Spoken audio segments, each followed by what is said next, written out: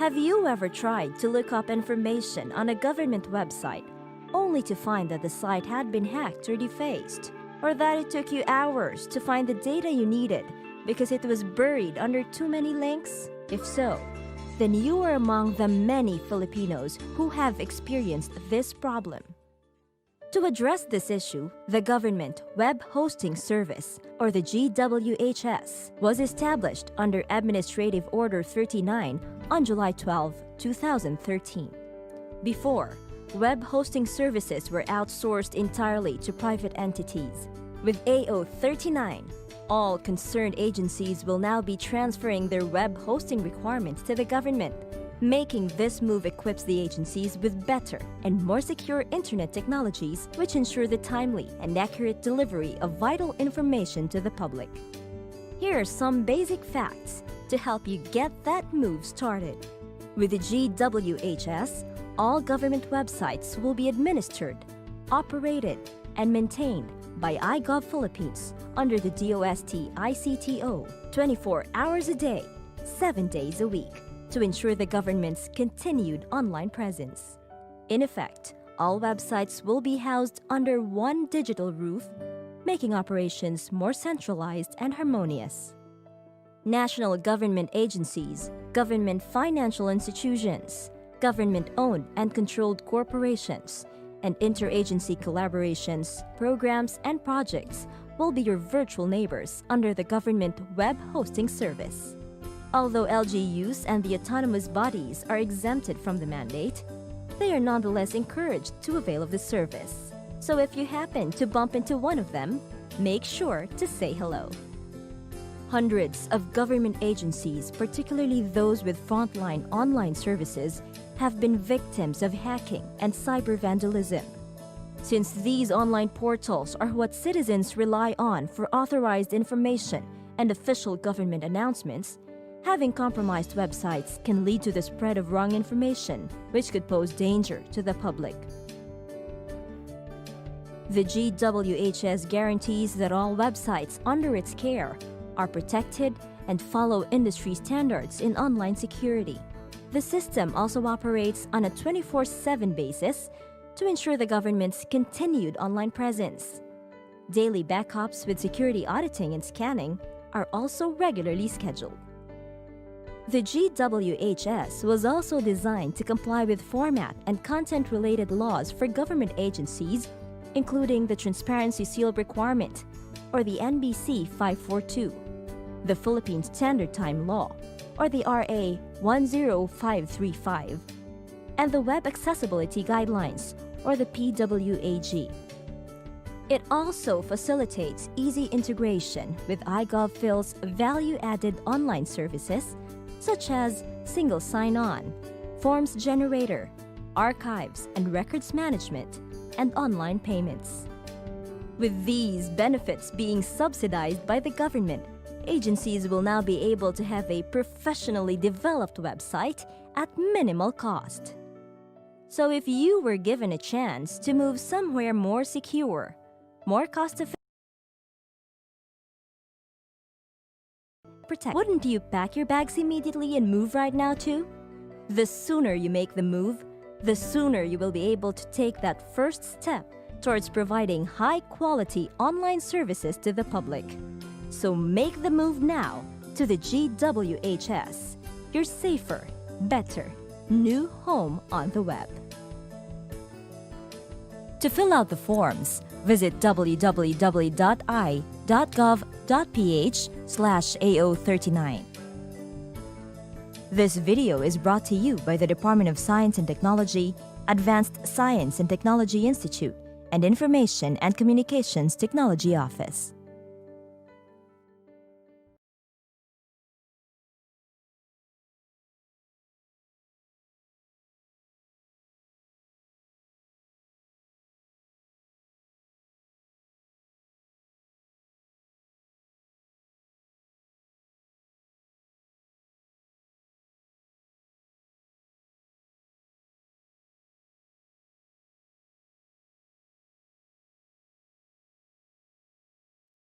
All right, so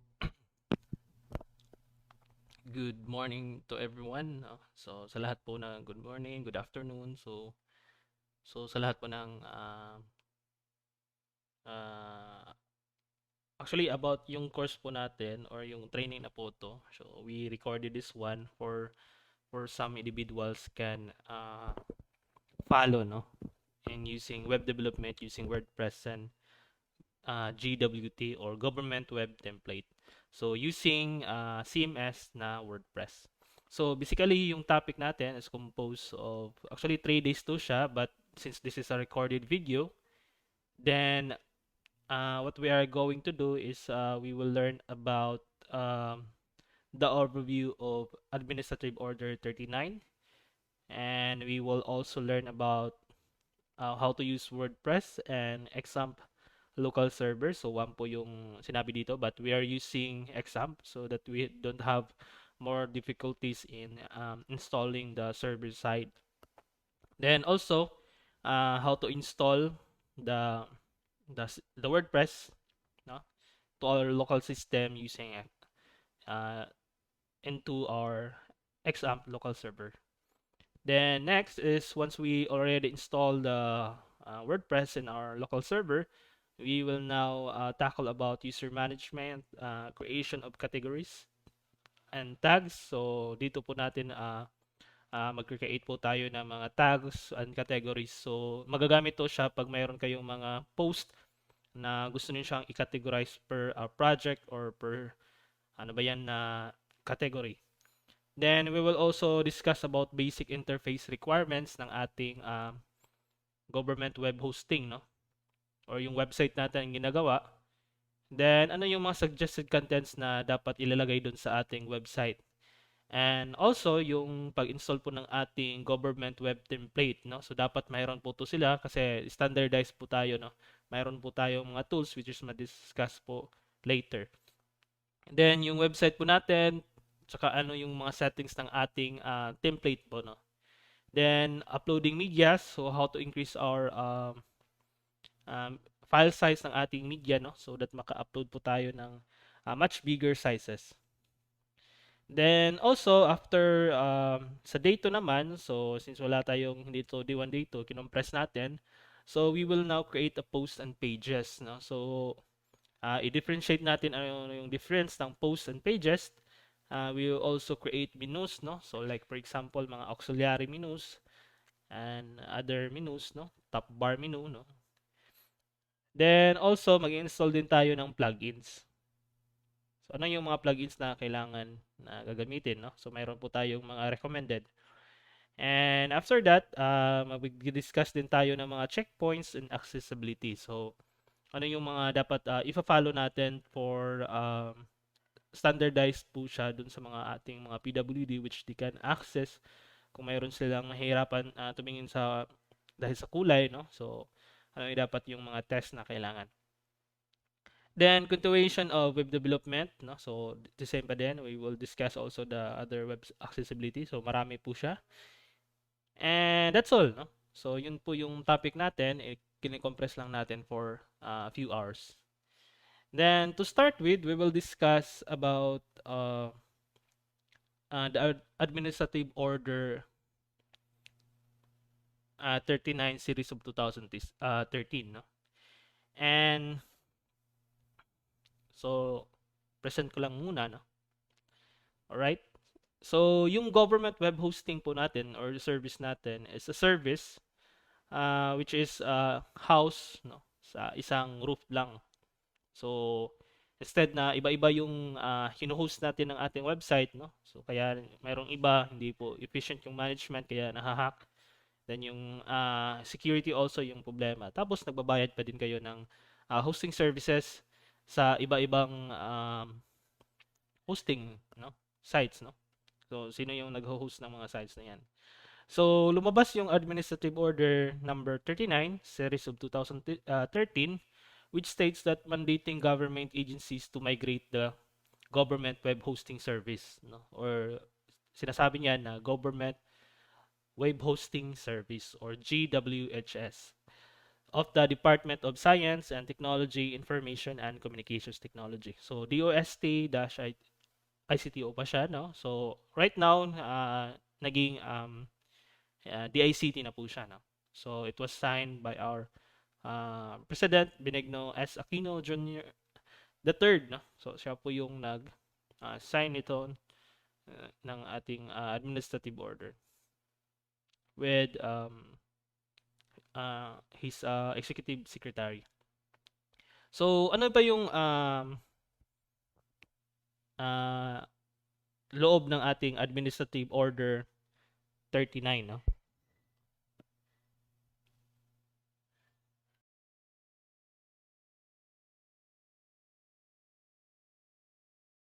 All right, so yung ating Administrative Order 39, Series of 2013 is mandating government agencies. So, sinabi ko kanina, they are mandating the government agencies through the Department of ICT, no? So, yan.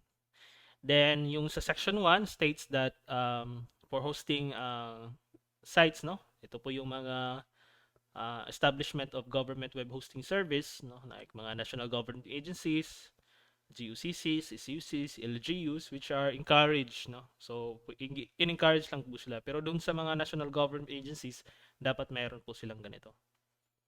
And government financial institutions, no? So, alaman nyo man siguro kung ano yun sila.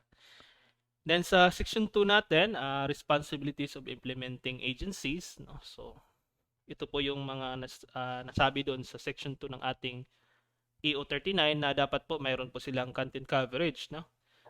So sila po yung responsible for issuance of unified content policy, no? So ito po yung mga policies na in response to the web content, no?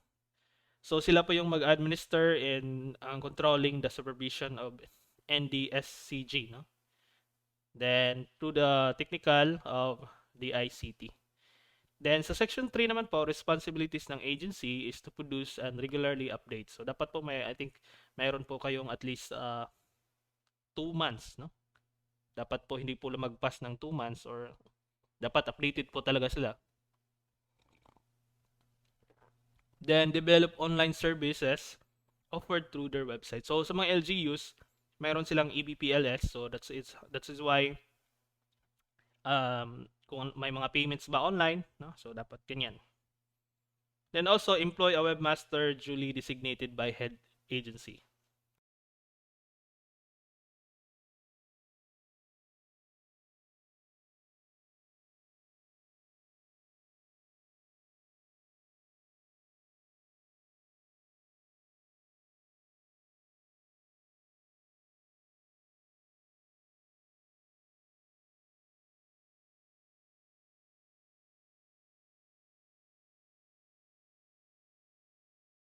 Okay, so dapat po mayroon pong webmaster yung ating nag-assign po yung ating head of agency sa, for example, sa region ba or sa province, meron sana dapat na webmaster po dyan, naka-designate. So yung migration process po natin is about 180 days. So dapat content compliant po tayo with the Unified Web Content Policy po, no? So yung mga na-deface or inaccessible, yung nang-hack ay bibigyan po ng priority. Okay, so ano yung sa section 6, naka-indicate po doon yung cost operation and facilities and services of GWHS. So as of now, parang wala pang fee siya, but maybe in the future kasi mayroon pong of course mayroon po tayo mga recovery bases. Hindi lang po yung sa DICT yung mag-backup dyan, dapat din doon sa mga webmasters din ng ating mga websites. So dapat mayroon din sila.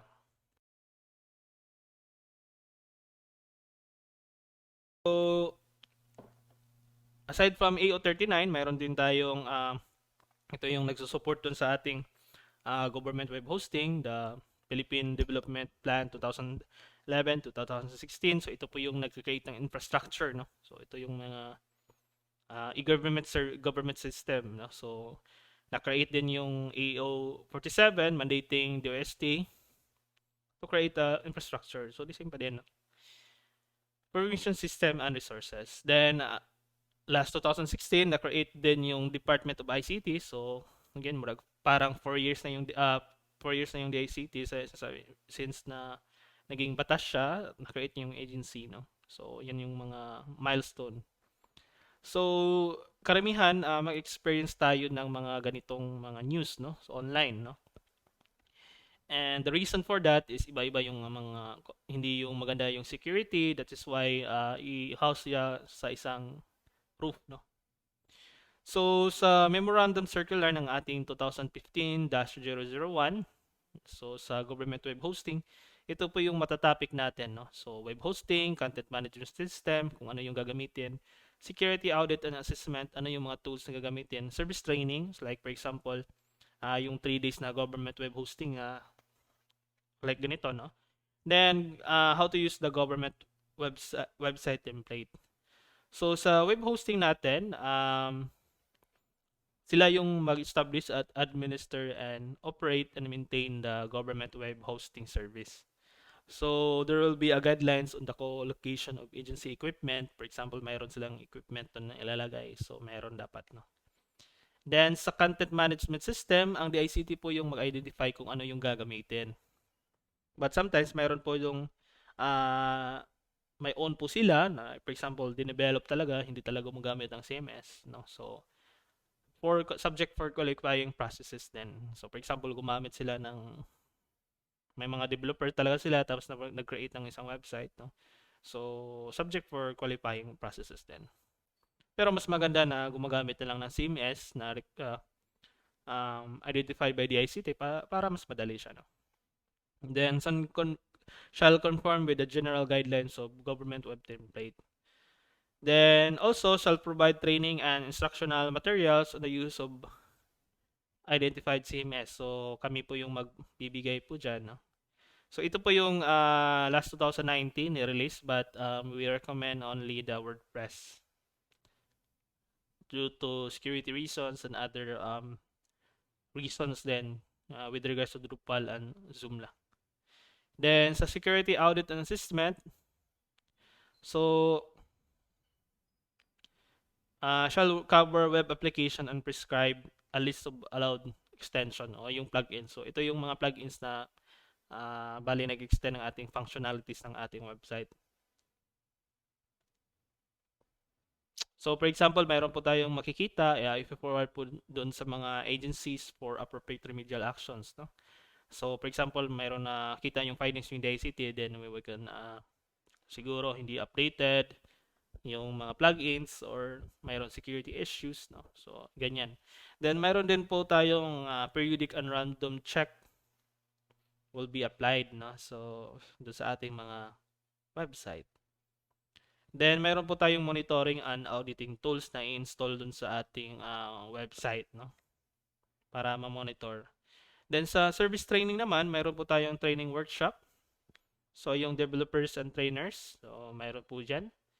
I think most of dito is yung paggawa ng website, no?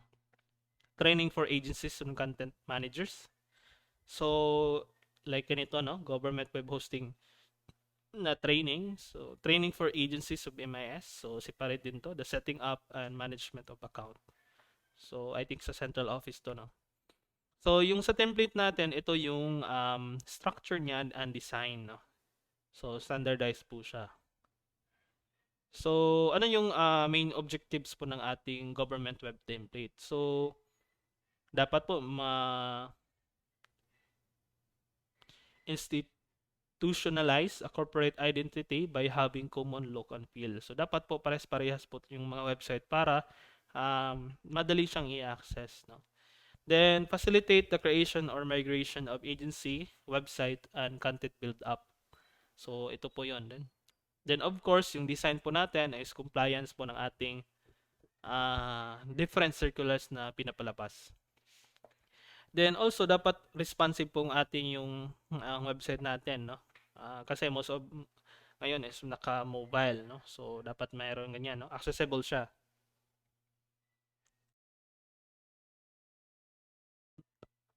Accessibility for person with disabilities, no? So, dapat din maka-access din sila, no? Despite of their disabilities. So, sa basic interface requirements po natin, no? So, ito po sila lahat, no? So mayroon po tayong content area which is kanina naka-show, no? Requirements for citizen engagement on transaction modules. So dapat mayroon po silang ganyan. So mayroon po tayong mga measurement with the standard, no? So for regular screen and so for example, this is the desktop. Then smaller down into 320 pixels in width for the mobile phone. And also the 12 column grid layout with regular screen and scale down to one column. So ito po yun, no? So yung ating full width ng ating website, kung pupunta tayo dun sa ating desktop or laptop, is naka 12 column grid siya. Then magko-compress siya sa isang one column layout for mobile devices. So ito yung mga basic interface requirements, no, na major section. Mayroon po dyan yung top bar, masthead, banner, auxiliary, content area, agency footer, standard footer. So ito yung mga sizes na dapat ano, no. So yung size niya, so 190 by 45 pixels. So mayroon po yung optional, like ano yung mandatory. So ito yung 12 na columns, bali ito po yung pwede nating pag-isahin yung content area, no? Pwede niyo siyang isahin, no? So depende niya din sa inyo. So maybe divided into 3, 2 or 1 column. So ganun po 'yan, no? Then mayroon po tayong dapat po mayroon po tayong top bar diyan nakalagay. So make sure mayroon pong gov.ph kasi mag-redirect po 'yan dun sa ating top domain, no? Then sa search bar natin, make sure by default mayroon naman doon sa template pero I think naka-disable siya, but you can turn on para mas madaling mahanap yung mga articles kung ano man yung content ng ating website. Then yung sa components po natin, yung content area, no? So yun tayo magpo-post, no? So mayroon po tayong mga by default dyan, no? So ito po yun. So white background po yan. Then mayroon po tayong mga kulay na gagamitin, no? So dapat mayroon pong standard diyan, but you can use your own agency colors, no? Dapat hindi po siya for example, yung contrast niya is hindi po mas madali po siyang mababasa. Like for example, white and black, no? So mas madaling mababasa yung kung white yung background at saka black yung text.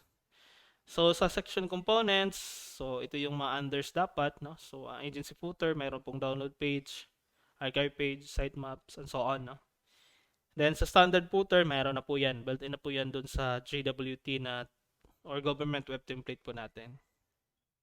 And also suggested lang po to siya. You can put in your website. Pwede ding hindi, depende sa inyo.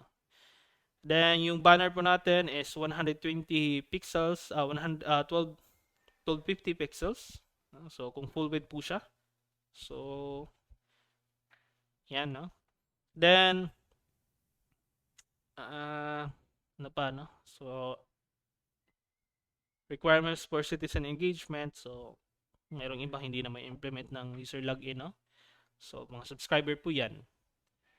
So dapat i-include din to yung mga event calendars, examination result. For example, mayroon kayong mga examination, user and login and password and advisories. So dapat po yan meron. Then sa migration procedure po, ang first po natin yung gagawin is magsasubmit po tayong form, no? Then once mayroon pong form, approve na, you can pinagsasabay niyo yung pag-develop niyo ng website locally, then you can upload it to your staging server, no? So mag-create po yan ng staging server doon sa inyong cPanel, no? So hindi po once mayroon po kayong ina-update, doon po kayo sa staging server to test. Then once po ma-approve siya, then we can transfer to production server. Ito po yung mga live site na.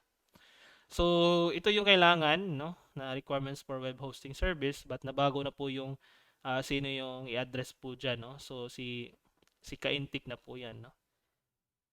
So ito po, mag-submit po ng letter of request. So for DNS, web hosting, for both DNS and web hosting, and for requirements for gov.ph registration domain, DNS din, and web hosting. Alright, so saan po yan ma-access?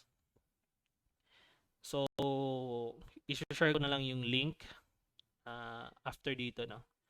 So, by the way, makikita po yan doon sa how to avail ng ating link. So, sa i.gov.ph/government web hosting or to gws/avail/avail, no? Wala to siya. So, yan, /avail. So, dito po yun na naka-indicate kung ano yung version na kailangan, tapos kung sino yung senda ng ating letter, no? So, meron po yung form dyan na naka-blue na link. You can click that, then send po yung PDF format with the letter. Meron po dapat sign sa helpdesk at i.gov.ph. So, for web hosting only po yan. For the DNS registration, the same pa din, no? Emmanuel Kaintik, dapat po ma-approve niya. Then, sa DNS hosting service only, the same pa din, no? You need to follow this guidelines kung paano Then, for example, meron kayong existing na website, then you need to update the insert information, then you can accomplish this one, no? So, meron po yung form na dapat i-fill up. So, meron kayong katanungan, just email helpdesk@i.gov.ph. Alright? And now, we will now proceed to our next topic, which about introduction to WordPress and Wamp and local server. So, actually, yung WordPress natin, no? So, meron po yan, wordpress.com, tsaka wordpress.com at wordpress.org, no? So, yung organization is open source po siya, no? Pwede kayong maka-create and build, no? Open source. Pero yung wordpress.com is ano siya, no? They can host a website. Yan, meron po silang mga hosting dyan. Pero actually, WordPress pa din sila. No? So, hosting services lang po sila. May hosting services. So, ganyan, no? Okay, so to start with, diretso na po tayo dun sa ating overview, no? So, yung gagamitin natin is WordPress and saka example. So, again, yung wordpress.org is yung free open source po siya, pero yung wordpress.com is the same pa din sila, WordPress pa din, but they offer subscription, no? So, meron po silang mga subscription dyan, like, for example, e-commerce, ganyan. So, meron po silang mga hosting po dyan, and analytics, and so on, no? So, you can use wordpress.com. So, mas madali siya i-deploy. But again, WordPress pa din siya, no? Walang difference. May hosting lang po yung wordpress.com. So, to start with the WordPress, no? So, you need to download the software na required natin. So, to download is just click the get WordPress. So, just click po yan. Once maklik po yan, magda-download po yan dito sa baba, no? Then, yan. So, just click. And magda-download po yan. Yung size po ng ating is mga 15 MB. So, i-extract pa natin. So, naka-zip file po siya.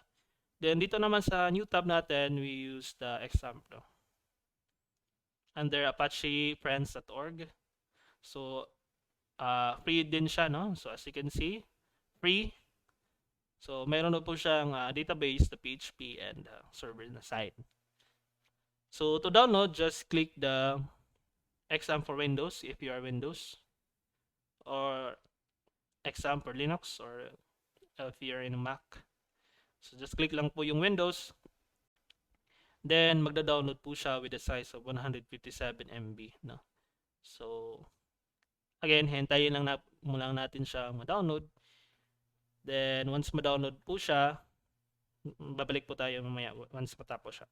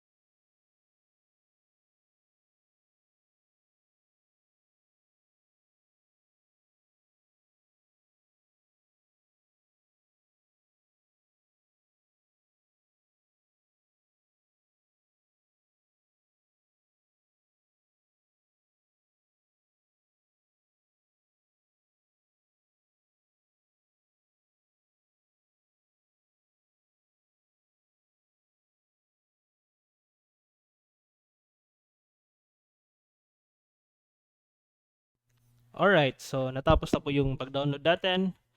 So, open lang po natin dun sa ating folder, which is dun po sa ating downloads na file. So, unang-una, to install po ng ating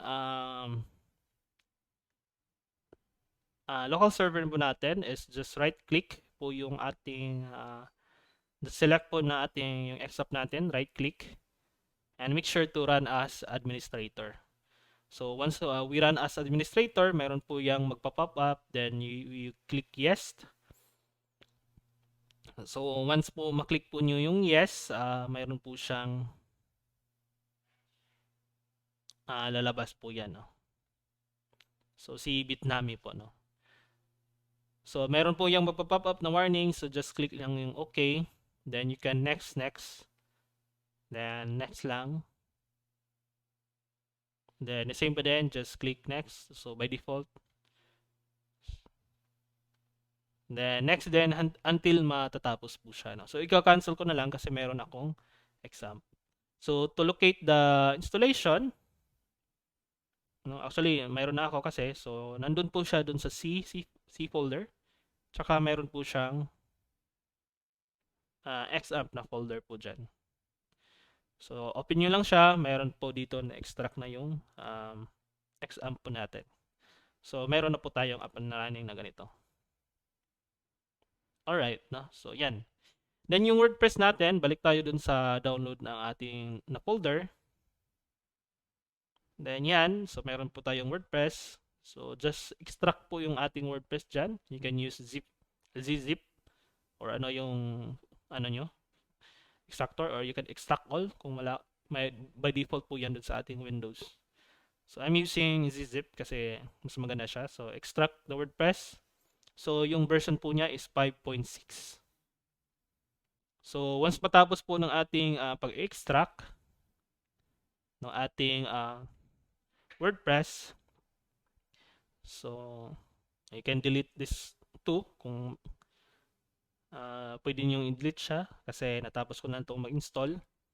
So, ito yung instructed na folder ng ating WordPress. No? Sa loob ng ating WordPress-5.6, mayroon po diyang another folder. So, dito, you can rename this one to your website, kung ano yung website nyo. No? So, just right-click, rename, para dun sa URL natin, mas maganda siyang tingnan. No? So, for example, www.dictcebu.gov.ph. Right? So, rename lang po natin yan. So, kung as you can see, mayroon po tayong mga contents dyan. No? So, WP admin, WP contents. Alright? So, after dyan, no? So, just right-click po lang natin. I-move lang na po natin dun sa ating htdocs, no? So, again, just right-click. Then, just cut to move. Then, punta po tayo dun sa C na drive po natin. Then, XAMPP. And then, punta tayo dun sa htdocs. So, dito sa htdocs natin, just paste po ng ating folder dyan. So, as you can see, nandito na po yung folder po natin. Right? Okay. So, then,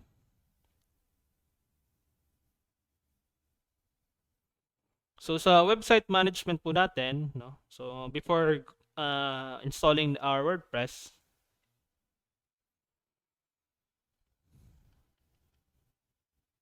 so,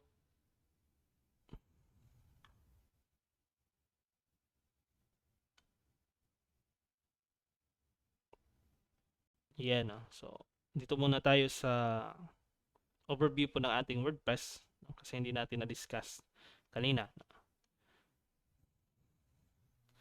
Alright. So, yung WordPress po natin is a free po siya, no? So, wala po yung siyang bayad. So, then, hindi lang po siya company founded by Matt Motinleg. Dalawa po siya. So, yung si Matt Molenweg po bali nag-ano lang siya, no? Nag-join lang. Pero mayroon talagang ano diyan, yung pinaka-main talaga. So yung pinaka-main talaga na co-founder dyan ay ito po siya, no? So nandito po yung pinaka-main na co-founder, si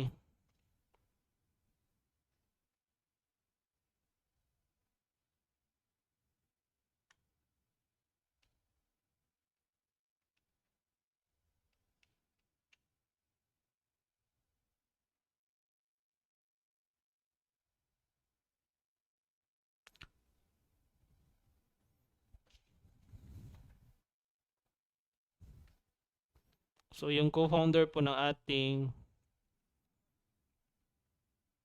WordPress ay ano, no? So dito sa sinabi sa wiki si Matt Mullenweg, pero actually dalawa po yan sila. So yung isa is si Mike Little. Si Mike Little talaga yung co-founder. Tapos nang-join lang si Matt Mullenweg. Alright, so ito po siya, no? And back to our WordPress, no? So meron po siyang software development life cycle kasi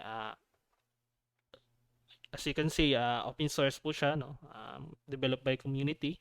So in 3 to 4 months, meron po silang primarily driven ideas, no? So dapat ma-approve po 'yan. So meron po silang mga releases. Then yung 3.6 or 3.5 is yung major na release, no? So yung mga point something is minor releases yun, no? Alright?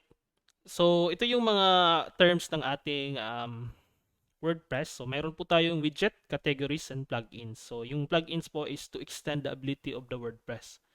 Kung ano man, so for example, mag-create kayo ng contacts, no? Pwede kayo ma-install ng plugins to install para mag-create ng contact forms instead manually creating. Then, categories is simply organizing your WordPress post. So, for example, mayroon kayong post per project, then you can categorize it para mas madali siya makategory, no? Then, yung widget naman is a bundle of code, no? Written in PHP, HTML, and CSS that adds some type of functions to widgets areas of your WordPress. So, kagaya nito, yung, for example, mag-display kayo ng sa sidebar nyo ng, for example, categories o website link, no?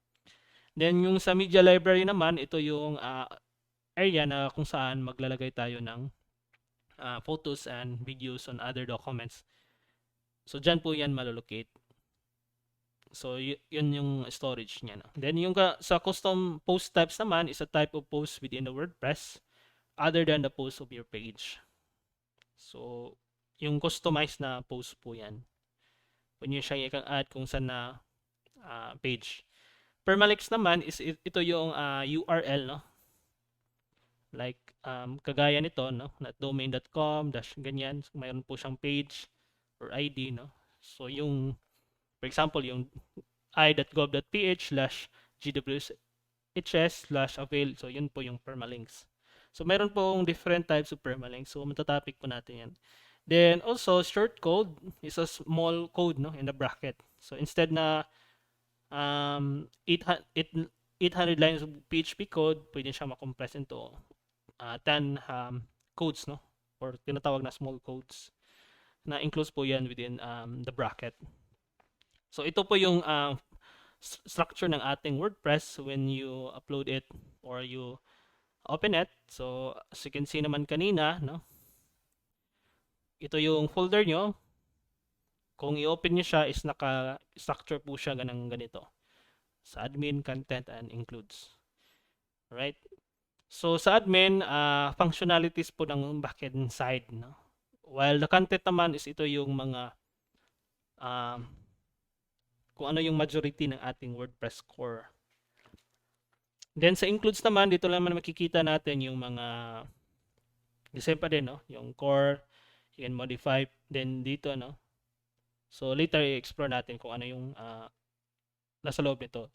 Sa wp-config naman na file, which is ito yung reason dun sa connection ng ating database. So si htaccess file naman is ito yung responsible to create URL structure, site via permanent permalinks, no? Then sa plugins naman, ito yung ano siya, no?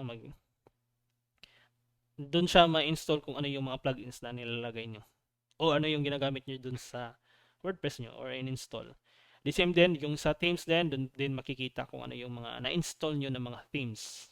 Pero of course, isa lang yung magagamit na themes, no? Na ma-activate nyo. Then sa upload naman, dito yung mag-upload kayo ng mga file. So ito yung user interface ng ating WordPress. So dito yung login page, tapos dito yung dashboard po natin, which kung mag-develop po kayo. So iba-iba po yung forma ng dashboard nyo, kung iba-iba yung type ng, for example, admin, editor, and user, no? So yung feature po ng ating WordPress, kaya ginagamit siya is, mostly ginagamit talaga siya sa mga government website, even in the UK, no? So ginagamit nila yan. So meron, kasi CMS siya, mas madali siyang i-maintain kahit hindi ka marunong dun sa code. So like dito, no? Mas madali lang. Mayroon siyang mga formatting na. So ito yung mga user management natin. So administrator, editors, authors, contributors, subscribers. And ito yung administrator.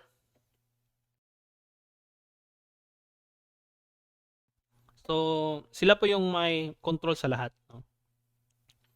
While yung editors, may full control po siya sa posts and pages. Makadelete po siya ng post. Then, pero hindi po sila makaka-change ng settings ng ating website natin, no?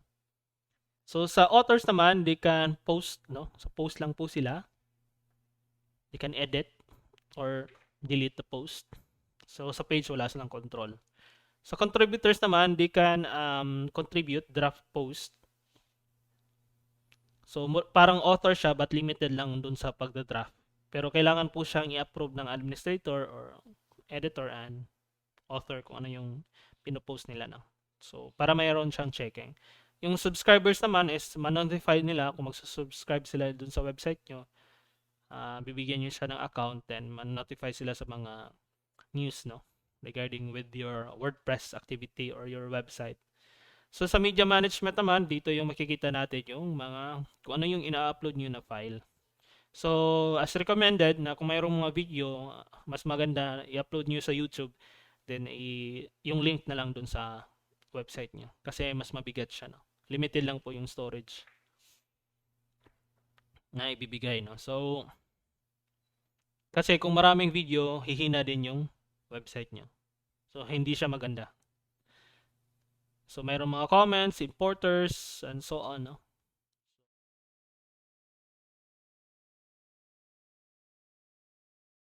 Alright, so now let's go to how to install our XAMPP and our WordPress and using our GWT, no? So here we can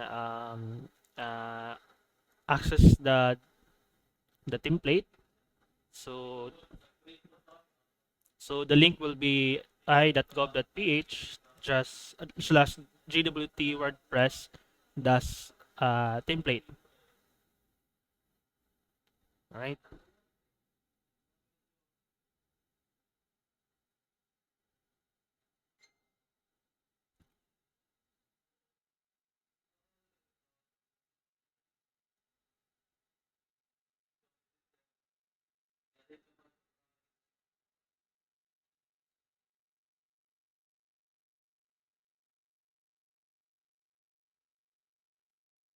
Okay, so here we can download the government web template under this link.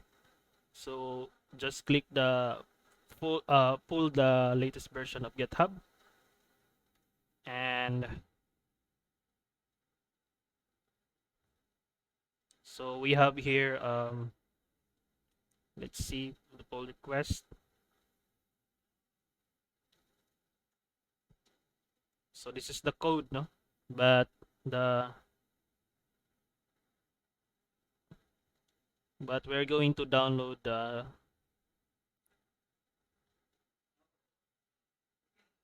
file, no? So So let's go back. Again, here, just click the source.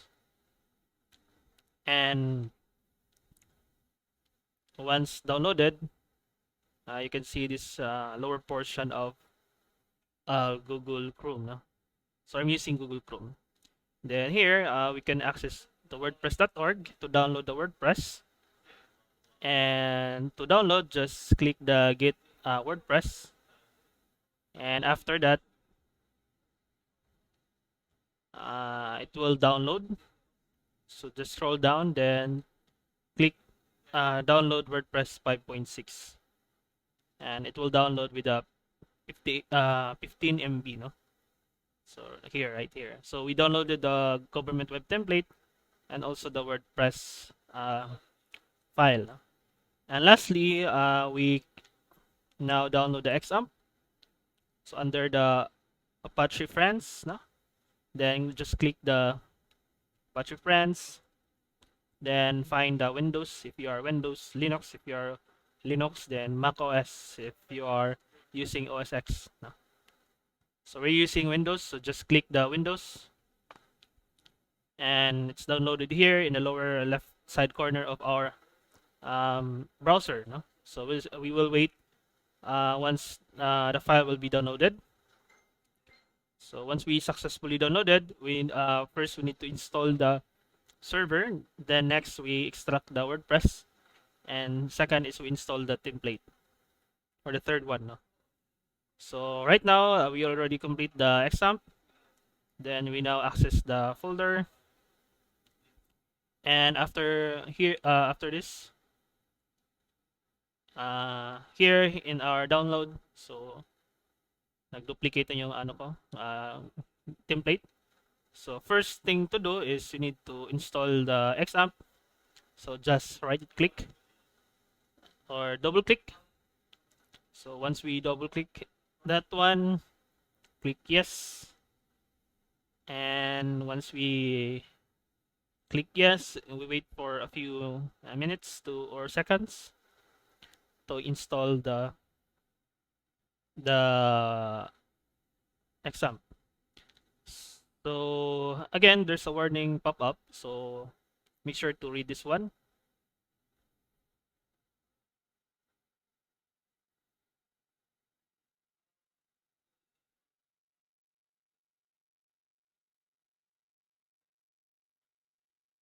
So as you can see, deactivate UAC with msconfig after this setup. So later we will explore this one. No? So msconfig setup. And click next. So here, I think I need to um, uninstall the FileZilla. I don't need one, pero pwede nyo siyang igagamitin. Depende dun sa inyo. So I like the Apache and the MySQL. So there is, I think I don't need this one. And then, okay, click next. Pero by default, pwede nyo siyang i-click next na lang. No? Then make sure, doon po tayo sa folder na to. So saan po yan makikita? Under sa C. May folder ako dito, but I need to delete this one. Baka mag-conflict. Alright, so deleted na po siya. So here, make sure yun yung folder niya, then click next. And English. Then, check ko lang yan, then click next. Then next, no? So next lang po siya. Then while installing, we'll wait for a few minutes to fully install the XAMPP in our system. So again, tatlo po yung kailangan natin. First is the template. Second is the WordPress. Then the last one is the most important part is the server po natin. No? So we're using Apache server. Mayroon na po siyang MySQL at PHP and Perl. So while unpacking, mag-wait lang po tayo ng few minutes.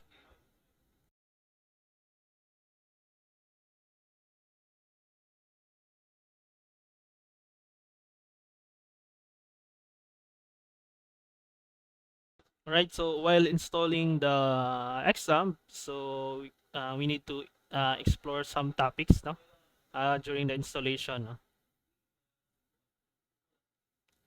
So WordPress natin, mayroon tayong mga terminologies, no, at ano yung mga kailangan na gawin, no. So hindi pa natapos siya. So close ko na lang itong mga folder para na file natin na inopen kanina. And here sa installing WordPress, ito yung parang instruction niya. Meron po tayong documentation for that. Then ibibigay ko na lang yung link or yung file na to, no, yung manual. So ito yung recommended na dapat mas higher siya na version, and make sure mayroon tayong ma-experience na common installation errors. Depende po yan sa ating system, no. So for example, hindi po updated yung ating system for our installation, no. So and mayroon po yung mga coding, like for example 500, which is internal server error. So meron po tayo mga fixes dito kung paano, forbidden access, and so on and so forth. Then kung may troubleshooting common installation errors, so during the installation process meron po tayong error message connecting to the database. So yung cause po niyan is yung database name, conflict po siya. So hindi po incorrectly install. That is why nag-error po siya, no.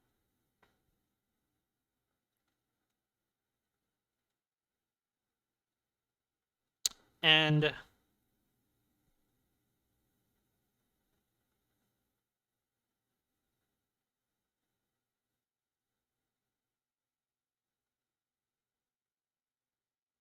alright, no. So ang solution po niya is to revisit your MySQL database to obtain database name, username, and password, and re-enter the information. So dapat po match po yung dun sa WordPress, dun sa ating database natin.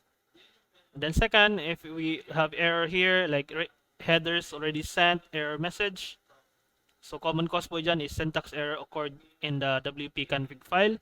So we need to add PHP code here, no? So itong bracket na to, so para mababasa po yung ating PHP file, kasi .php po yung file natin. And second is the third one is the 500 error. So pwede natin siyang i-search dun sa Stack Overflow. Mayroon na ba yung mga community in terms of WordPress, no? So kailangan po nilang permission on PHP files are set incorrectly. So try to change the file permission to 644.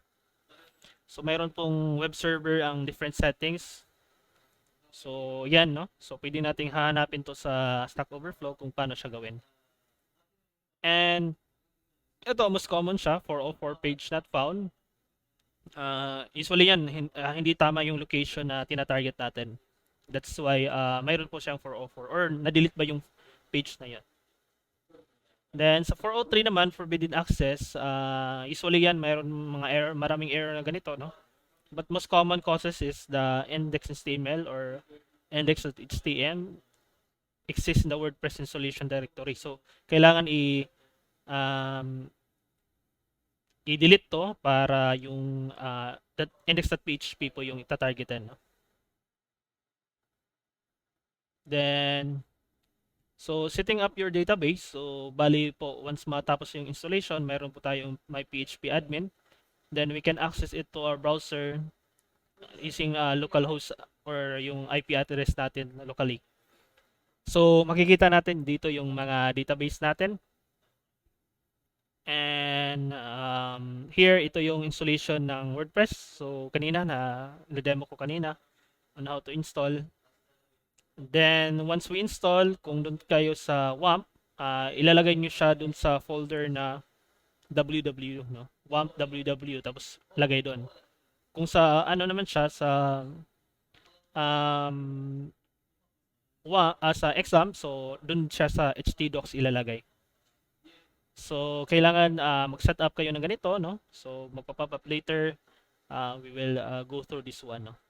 So hintayin lang natin matapos yung installation ng ating exam. So again, I think more than 80% na siya while waiting.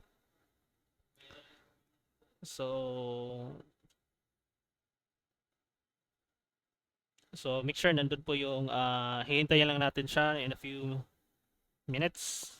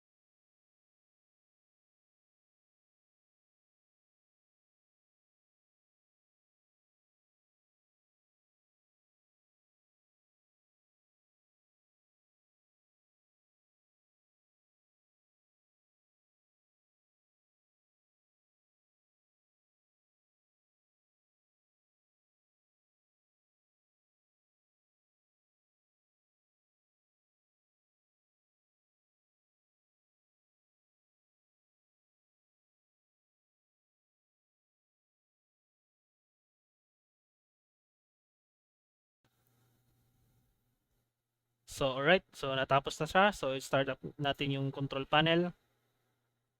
So as you can see dito sa baba, makikita natin yung uh, control panel niya, no? So to start up, just click lang po yung Apache at saka yung MySQL natin to fire up. So mayroon pong logs dito sa baba. So just make sure nag-run talaga siya. Alright, so detecting. So naka-green lahat, no? So we'll try to access so using our browser.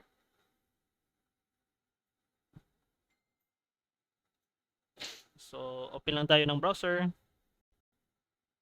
Yan.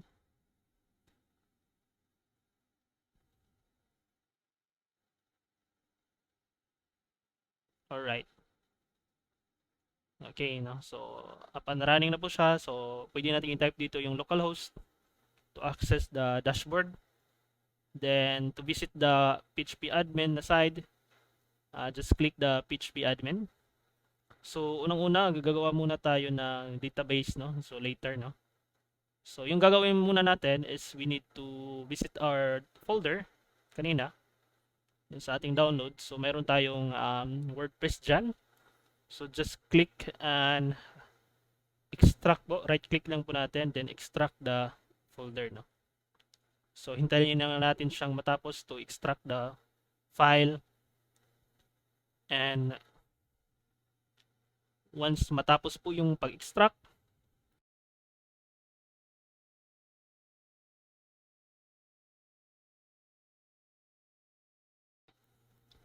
alright, so nandito po yung na-extract natin na file. So mayroon pong WordPress dyan. Move lang po natin to. So we just need to cut the file. Paste lang po natin dun sa ating exam na folder. Then hanapin natin yung htdocs and just paste the file here, no? So just paste the file. So nandito na yung WordPress natin. Right? So yung structure niya is ganito, no? So for the admin, you can see the PHP, no? Sa network, including images that's used by the admin. Then sa content naman, makikita natin yung kung ano yung in-install natin ng mga plugins. including themes, no? So mayroong default siya na 2020, 2019, and 2021, no? Kasi 2021 na tayo ngayon. Then, aside from that, mayroon din tayong sa WP includes. So, kasalin dito yung widgets and marami pang iba, no, na kailangan. So, usually hindi natin to siya ini-edit dito sa mga PHP file natin unless kailangan talaga, no. So, balik tayo sa htdocs na file. Then, we need to rename this one to our website, no. So, for example, yung website natin is DCT Cebu.gov.ph. So, yan, mayroon na tayong folder dyan. So, rename lang natin yung folder natin na WordPress. Then, dito, another new tab, access lang natin yung localhost slash folder natin, www.gov.ph. Then, enter natin. No? So, bali yung folder na to is ina-access siya dun sa ating exam na file. No? So, in a few minutes, maglo-load yan kasi ina-access natin yung file. So, here, so we successfully. So, minimize ko lang tong control panel na to.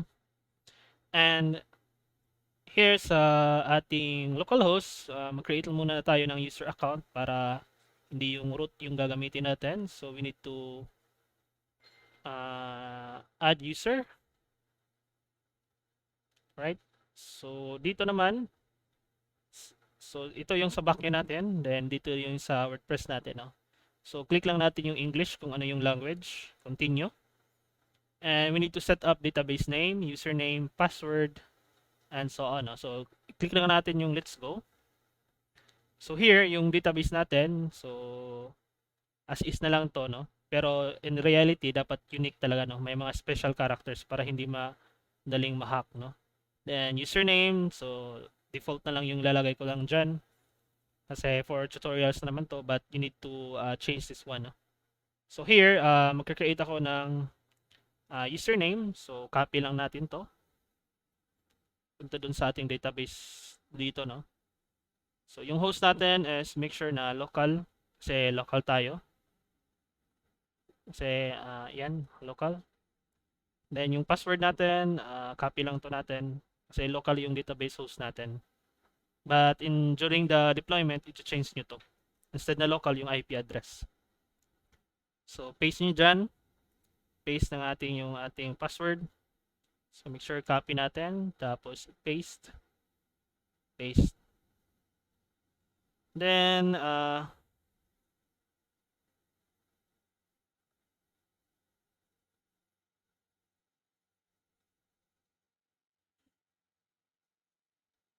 check natin yung all privileges. And you need to click go para mag-create po tayo ng user. So, added na po yung user natin. And we go to our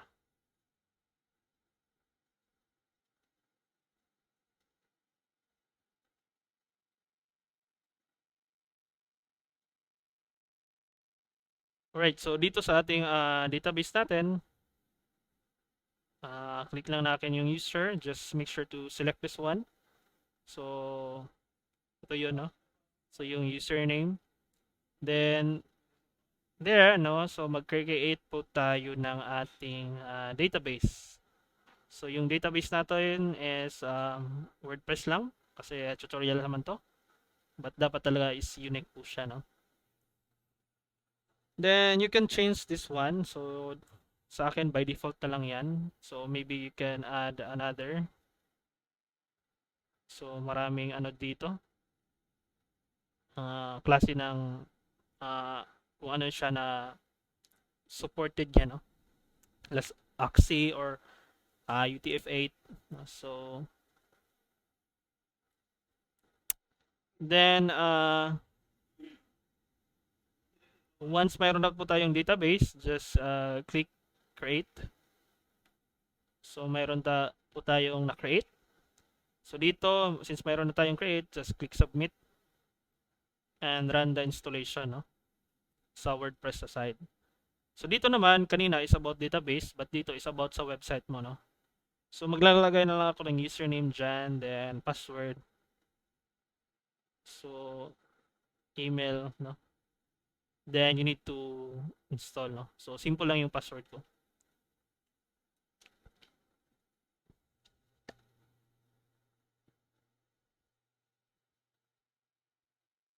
Then while waiting sa installation, so kung click natin yung WordPress dyan, mag-generate po siya ng different tables dyan. So as you can see, nagpapalit na po siya. Kaling po yan dito sa ating WordPress, no? So while waiting, success na po siya. So you need to log in again. So yung password na, yung email ko and then yung password. Simple lang, then log in.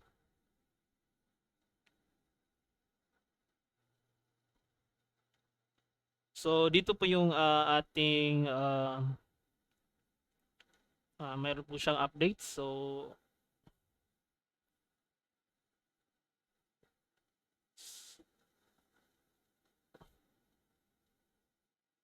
as is lang natin 'yan. So here ito po yung dashboard ng ating admin, no. So makikita natin sa right side corner yung account natin. Dito naman sa gilid mayroon tayong mga panels diyan like settings, tools, user, plugins. So dito yung i-install natin ng plugins, yung appearance natin which we can change the themes and so on and so forth. So yung gagawin natin is click lang natin yung right click lang natin yung visit site para makikita natin yung website natin. So ito yung 2021 na template ata. Then so usually ganito yung gagawin natin, no. So dito yung live site, dito yung dashboard natin, well dito yung ating database, no. Alright, so here dito sa ating dashboard, we need to install the themes. So paano siya mag-install? Yung government web template natin na dinownload kanina, just click the appearance, themes. So once we already click the themes, then the upper side corner, no, mayroong add new. Then you can use other themes, but we're using the government web template. So just click the upload theme, and we need to choose the file. Then after choosing the file, you need to find the GWT WordPress, no. So yung zip file po natin yung tatargetin. So just click open. Then just click install.